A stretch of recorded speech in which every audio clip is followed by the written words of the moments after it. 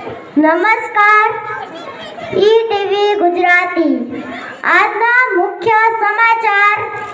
અમદાવાદના રેલવે સ્ટેશનમાં ખિસ્સાકાતરુએ કાપ્યું મોટું ખિસ્સું.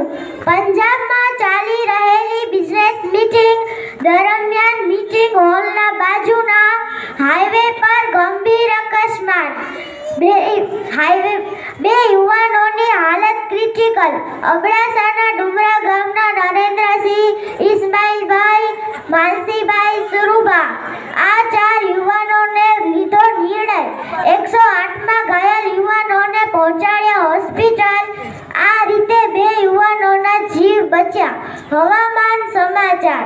અમદાવાદ અને ભરૂચ હવામાન ભેજવાળું રહેશે. જૂનાગઢમાં વરસાદની આગાહી. કચ્છમાં વાદળછાયું વાતાવરણ રહેશે. 7:30 કલાકે સાંજે